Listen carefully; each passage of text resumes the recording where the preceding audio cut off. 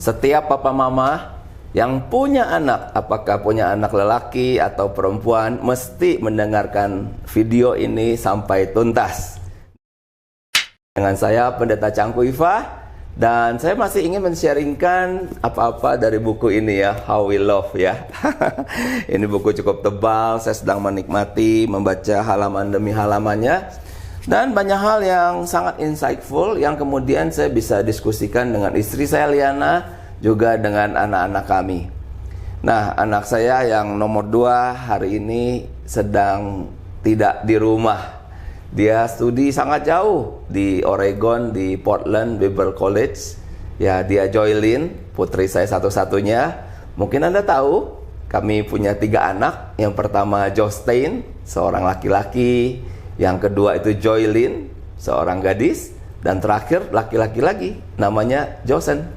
Nah, setelah dia pergi studi di sana, ini udah 2 bulan lebih ya, dia ambil Bachelor of Theology. Puji Tuhan, kalau kami kemudian bisa ketemu seminggu sekali dalam sebuah family altar. Wah, perbedaan waktu, juga perbedaan lokasi ya, demikian jauh. Di sana malam, di sini pagi, begitu kan? Tetapi kami bersyukur bahwa Tuhan telah menghadirkan kebiasaan-kebiasaan yang baik, yang kemudian kami bisa berdiskusi akan firman Tuhan, juga prinsip-prinsip kebenaran firman Tuhan melalui family altar. Sehingga saya percaya hal inilah juga yang harus kita perjuangkan di dalam rumah tangga kita masing-masing. Mungkin anak-anak Anda sudah dewasa, ada di kota lain. Upayakan bisa bertemu dalam family altar, saling sharing kehidupan, men-sharingkan firman Tuhan, saling mendoakan. Nah, hal-hal yang kemudian muncul dalam diskusi ya, yaitu dari buku How We Love.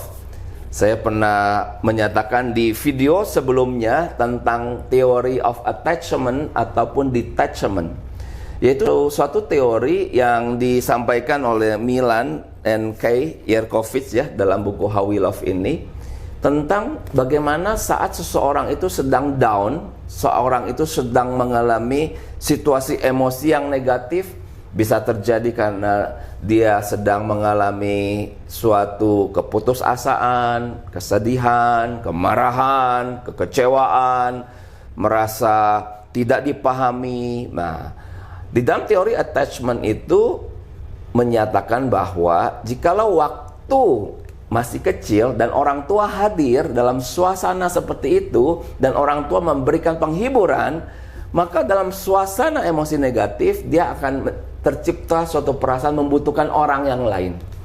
Nah, tetapi sayangnya kebanyakan orang tua ternyata waktu anak itu sedang mengalami situasi yang tidak menyenangkan, mungkin kelihatan dari wajahnya, maka orang tua dengan mudah berkata, kalau wajahmu seperti itu, jangan bicara dengan papa. Kalau wajahmu seperti itu, kamu masuk kamar, tenangkan dirimu. Nah, itu artinya detachment ya, detach. Jadi dalam situasi sulit, situasi yang susah, malah disuruh menyendiri. Nah, ini tidak bagus ya. Nah, akhirnya hal seperti ini adalah suatu pengalaman dengan orang tua. Nah, nanti kalau sudah menikah, oke, ternyata itu memiliki satu aksi reaksi dengan pasangan. Jadi kalau nanti pasangan itu sedang stres, sedang susah, bisa jadi posisi kita menjauh, tidak mau dekat-dekat. Atau kita yang lagi stres, pasangan kita mendekat, kita usir dia. Kamu jangan dekat-dekat sama saya. Seperti gitu ya. Nah, itu semua tidak bagus. Yang bagus kan adalah bahwa ternyata di dalam situasi kita yang mengalami kemarahan, kesedihan, terluka oleh berbagai hal situasi dalam hidup ini ya, kita hidup di dalam dunia yang telah jatuh dalam dosa. Pada dasarnya kita akan ingin lancar ya. Tetapi ada kalanya hal-hal yang kita tidak inginkan itu terjadi. Nah, apakah kita kemudian menerapkan tanpa sadar detachment? Kita mengasingkan diri kita sendiri, kita tidak mau dihibur, yang mendekat kita suruh pergi, kita berdiam berhari-hari sampai kita tenang. Apakah begitu? Itu tidak sehat ya. Yang sehat adalah izinkan diri Anda untuk mengubah respon, oke? Dengan mengizinkan pasangan itu hadir menghibur kita atau diri kita melihat pasangan yang kesulitan, dia sedang menangis, kita memberanikan diri untuk mendekati dia dan menenangkan dia.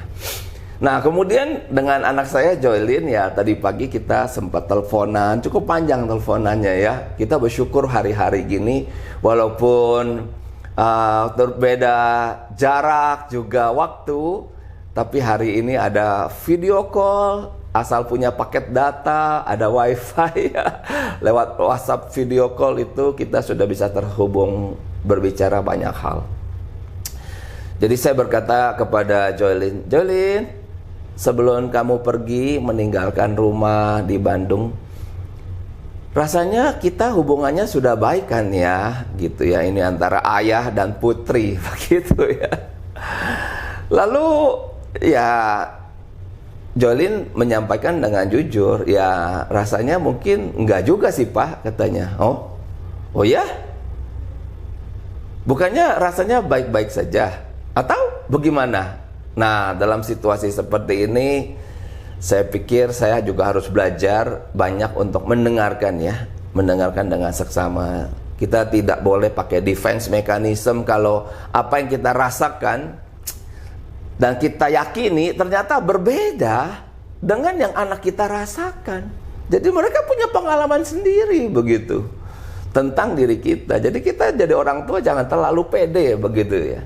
Nah, saya udah belajar sih sampai hari ini untuk belajar membuka diri, mengizinkan mereka berbicara apa adanya tentang pengalaman yang sama, tetapi kemudian bagi kita itu tidak ada makna apapun. Tetapi bagi mereka ternyata diingat bisa seumur hidup. Nah, Joylin, kenapa kamu bilang kok rasanya tidak baik-baik saja? Kenapa dan bagaimana? Nah, maka kemudian ya Joylin menyatakan. Dan saya akhirnya bisa mengaffirm hal itu memang merupakan suatu hal yang saya rasa itu memang demikian begitu ya. Dan itu memberikan insight banyak hal untuk akhirnya jikalau kita menyadari sesuatu hal yang diungkapkan oleh pasangan kita ataupun oleh anak kita, dan itu menjadi kita coba kristalisasikan, itu bisa kita naik ke level yang lebih baik daripada hubungan yang sebelumnya. Nah, lalu Joylin berkata apa? Jadi putri saya ini sekarang sudah usia 18 tahun ya. Dia berkata, oh iya Joylin, kalau sama papa enak kalau diajak bertukar pikiran gitu kan, akan topik-topik tertentu. Ya saya teringat ya, sebelum dia pergi, dia kan sekolah teologi ya, ambil Bachelor of Theology ya, di Portland Bible College di Oregon. Memang banyak hal topik-topik teologi itu dia diskusikan dengan saya. Tentang Allah Tritunggal misalnya, tentang hari Sabat misalnya ya, tentang bagaimana menjawab teman-teman dia yang tidak memiliki iman yang sama gitu kan. Kami saat itu berdiskusi bisa lama sekali.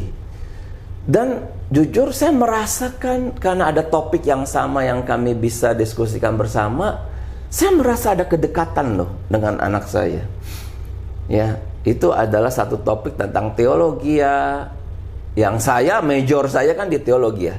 Dan anak saya kemudian mau mengikuti langkah saya untuk menjadi hamba Tuhan, masuk ke sebuah sekolah teologi ya, memberikan diri, dididik di sana selama 4 tahun. Bagi saya juga sebuah sukacita ya, yang tak terkatakan. Saya bahagia dengan anak saya bisa menemukan identitasnya, dia sebagai hamba Tuhan. Nah, jadi itu adalah suatu jembatan di mana kami telah mengalami penyatuan dalam komunikasi, dalam bertukar pikiran begitu. Nah, tetapi berbicara tentang apa yang how we love ini ya, dari teori ini, Anda masih ingat tadi di awal telah saya katakan, apakah saya ada tidak saat anak saya itu mengalami kesedihan, situasi yang sulit.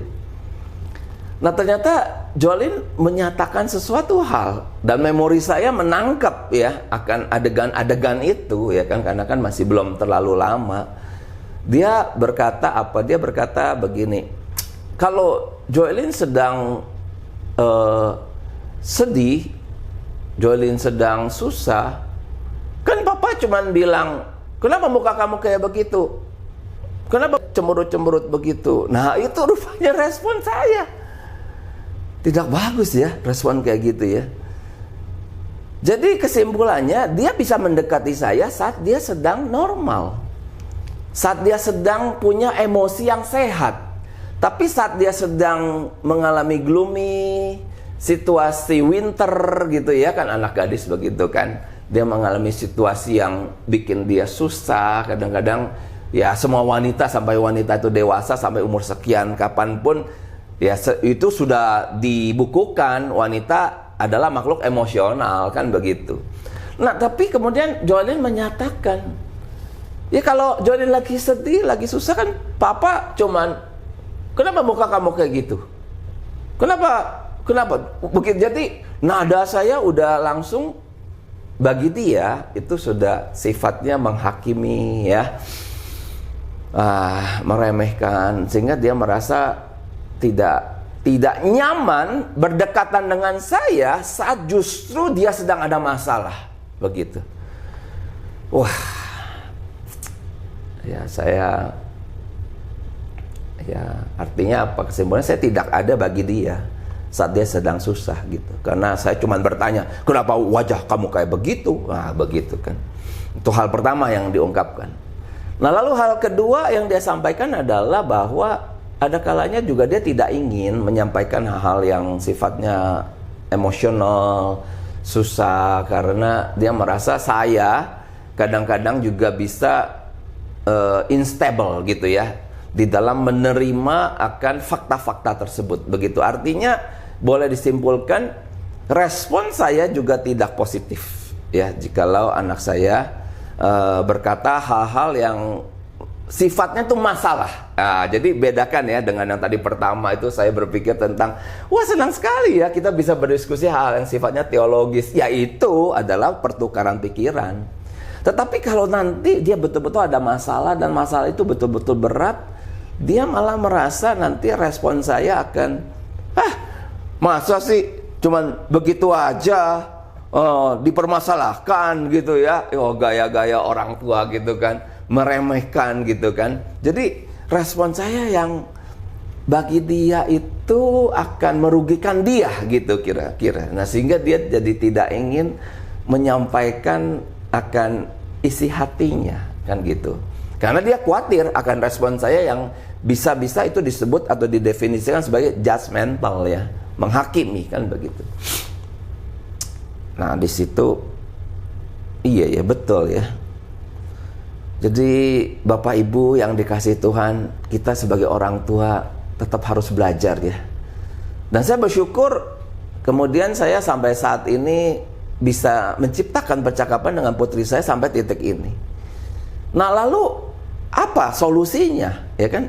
What's next gitu? Kan tadi Jolin juga tanya, jadi abis ini bagaimana Pak? Saya begitu ya.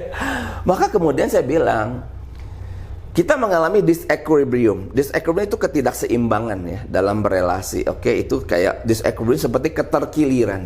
Nah, setiap keterkiliran itu harus diselesaikan melalui apa? Ya melalui percakapan yang transparan seperti ini. Artinya Jolin berani menyampaikan isi hatinya. Saya kemudian menerima dengan accept, memvalidasi apa yang memvalidasi ya, jadi mengapprove begitu kan apa yang dia katakan, tidak defense gitu kan, mendengarkan dengan saksama. Nah lalu tidak ada cara lain, what's next? Ini juga harus menjadi bagian kita semua. Saya berkata kepada Jolin, jikalau kamu merasa begitu, maka what's next adalah saat nanti kamu mengalami kesusahan, kesulitan, kamu beranikan diri, telepon papa, ya, bicara sama papa. Nah saat kamu bicara sama papa, maka di posisi papa adalah udah tidak boleh lagi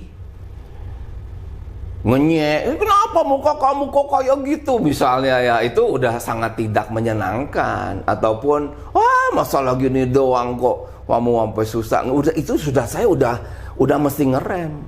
Saya dengan seluruh awareness saya akan berusaha, tentunya dengan pertolongan Tuhan, untuk tidak lagi berkata-kata seperti itu yang akhirnya hanya menciptakan detachment ya bagi dia. Kalau aku ngomong sama papa, mau papa cuman kayak gitu, nggak mau Nah, ini jadi kedua belah pihak. Nah, kalau ini bisa terjadi, waduh, ini saya pikir suatu terobosan, breakthrough. Karena Jolin juga mengakui dia kalau dia mengalami kesusahan. Ada masa-masa itu saya juga tahu dia suka akhirnya ya menyendiri gitu ya. Seorang diri. Dia lalui dengan menulis, berusaha menyelesaikan diri, segala sesuatu sendiri dengan dia curahkan ke tulisan-tulisan, kekesalannya di tulisan. Ya, kalau orang tidak memiliki orang tua, tidak memiliki pasangan, ya mungkin bisa seperti itu penyelesaiannya ya. Tetapi basically Tuhan telah mengaruniakan kepada kita ada suami, ada istri, ada orang tua. Kita harus hadir di dalam masa-masa yang sukar, dalam situasi-situasi sulit yang dialami oleh anggota keluarga kita. PR dalam keluarga saya masih banyak. Tetapi saya tahu saya tidak akan putus asa. Karena kita semua bukan berasal dari keluarga yang sempurna. Ada luka-luka masa lalu, ada cacat-cacat kecil yang kalau kita tidak bereskan itu bisa berakumulasi, meledak di masa depan. Nah, selama kita bisa menyadari, mengambil tekad, dan tentunya kita tahu Tuhan ada bagi kita. Tuhan Yesus yang sudah mati, bangkit, dan hidup bagi kita. Dia selalu memberkati, memimpin semua tekad baik yang kita mau persembahkan kepada Dia. Melalui sharing yang sederhana saya pada hari ini, kiranya boleh memberkati kita semua. Tuhan memberkati. God bless.